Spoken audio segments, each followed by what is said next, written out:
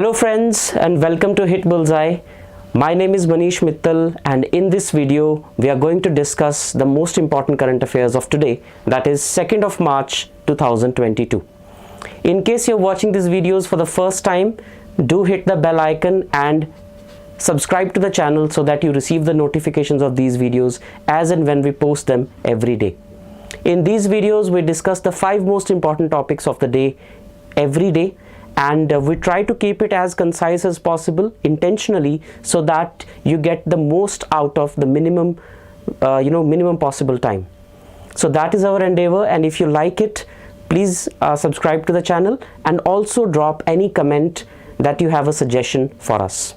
So let us see what all important is there to discuss in this class. These are the 5 important things that we are going to discuss today. So first is the Boltzmann medal. So Boltzmann medal is one of the most prestigious medals in the fields of statistical physics. So we will see who has won the Boltzmann medal. In fact, it is a person of Indian origin who has won this award. Second, M.K. Stalin, who is the Chief Minister of Tamil Nadu, has released his autobiography. So a book is important if either its writer is important, or its subject is important, or the context or the topic on which it is written is important. In this context, the writer is also important and on whom it is written. So it's his autobiography, so it is written on his own life, so that is also important. Next, today 46th Civil Accounts Day has been celebrated by the Government of India. We will see what is the relevance of a Civil Accounts Day, where this function has been held, and very importantly, a new government scheme or new government program has been launched on this occasion to simplify and to digitize the civil accounting process in India. So we will have a look at that as well. Next, so we know that Russia has invaded Ukraine. Today is the 6th day when Russia has invaded Ukraine, and Russia in this process has destroyed the largest plane in the world, Mriya or Antonov as we call it. So we will see what was important about this plane, why it remains the largest plane in the world, and what are the implications of this destruction. And finally, India's first smart managed EV charging station or electric vehicle charging station has been commissioned by BSES, Bombay Suburban Electricity Supply. So let's have a look at these 5 milestones right here. First one is the Boltzmann medal. So Boltzmann medal is a medal given in the field of statistical physics. So statistical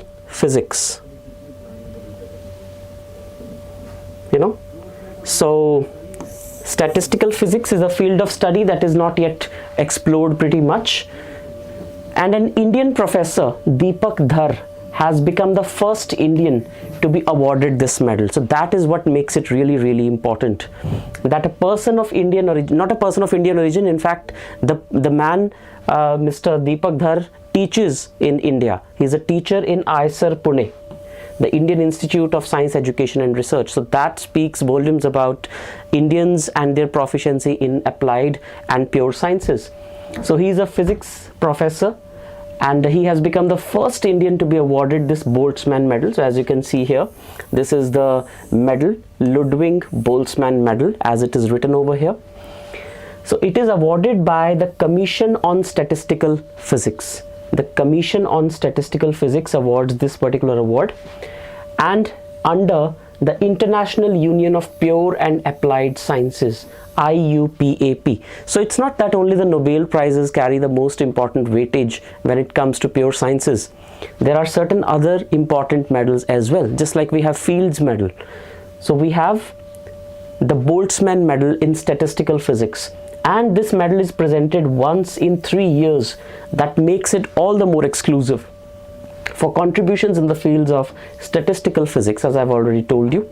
This medal presentation ceremony, although will take place in August, and it will be held in Tokyo, and he is not the only winner of this year's Boltzmann medal. Along with him, John J. Hofield of the Princeton University has also won the medal. So both are the co-winners of the Boltzmann medal. Right now, Professor Deepak Dhar is the Emeritus Faculty at Indian Institute of Science, Education and Research, Pune. So that speaks volumes about, the merit and proficiency of Indians in pure sciences. So since he is the first Indian to be awarded this medal, it becomes really very important from examination point of view. Next, M.K. Stalin, who is the Chief Minister of Tamil Nadu. So here is Mr. M.K. Stalin, and he is the CM of Tamil Nadu. His autobiography named Ungali Oruvan, which is in Tamil. Ungali Oruvan means one among you. So he's trying to depict that I am one among you, since he's a politician, trying to connect with the people that I am one among you. So he released this autobiography, and contains his early life experiences. Basically nothing very important in a politician's life. Nothing is of a person of his stature, basically nothing is as very important. The most important things are, number one, his name, M.K. Stalin. Secondly, he is the Chief Minister of Tamil Nadu. This fact you should remember.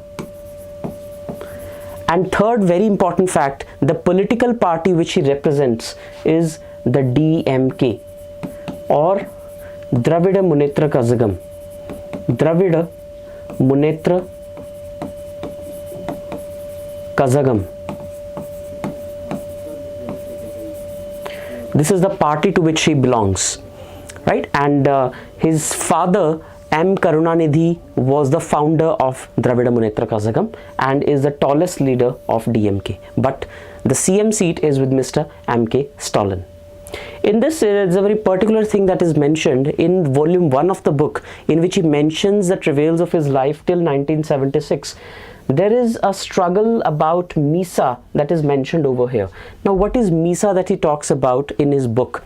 MISA is a very infamous law called Maintenance of Internal Security Act. Internal Security Act, MISA.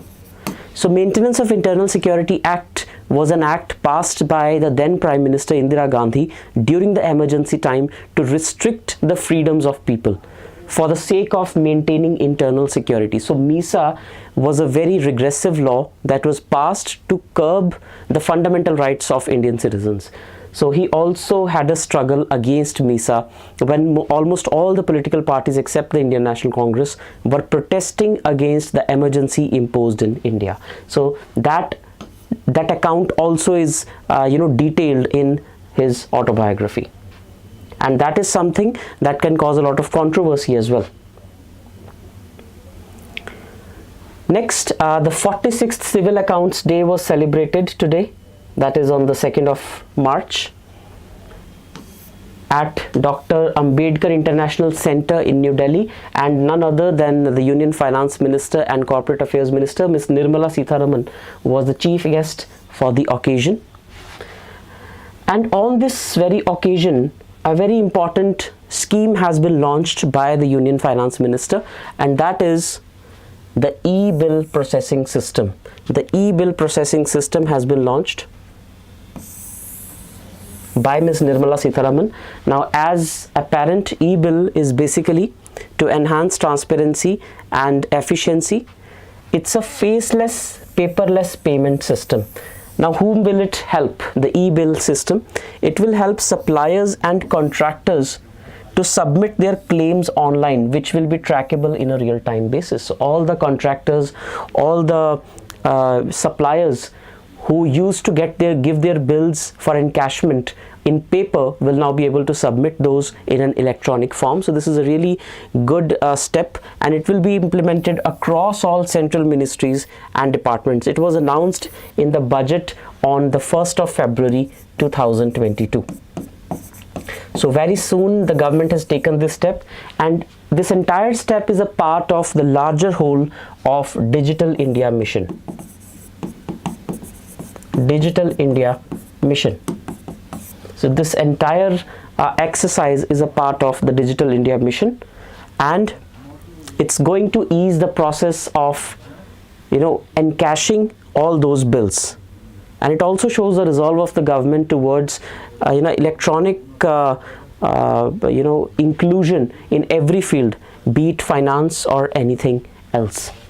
Next, in not a very pleasant news, basically it's not a very good news, because we know that Russia has invaded Ukraine, and now Russia has destroyed the largest plane in the world, which is Ukraine's Antonov 225 cargo plane. As you can see in the picture, this plane is or was the world's largest plane in a flyable condition, but now it is not so. So this plane had many firsts or many unique things to its credit. It was designed to airlift rockets, boosters and orbiters for Soviet space program. So this plane was not for usual cargo carrying. It was to carry some really sophisticated space program equipments like the orbiters or boosters, and it was developed to replace another plane. And the original mission and objectives of AN-225 or Antonov 225 were almost similar to that of United States shuttle carrier aircraft. So basically US also had an aircraft that could carry a space shuttle atop it. Okay, so these were really, this was not a usual cargo plane that has been destroyed.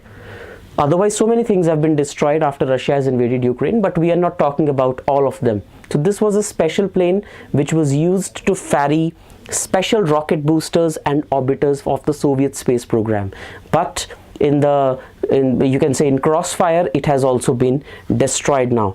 It is 84 meters long, and it could transport 250 tons of cargo at a speed of 850 kilometers per hour. So a giant of a plane it was, but now it stands destroyed. Of course, in a war, they do not see which assets are important, which are not. Everything basically that comes in between gets destroyed. And finally, we end with a very positive news. So the last one was not a positive news apparently. The first smart managed EV charging station has been commissioned by the Bombay Suburban Electricity Supply, or BSES. Now, why is it important?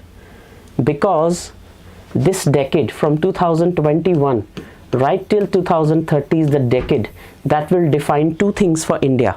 One is the speed of renewable energy that we can generate,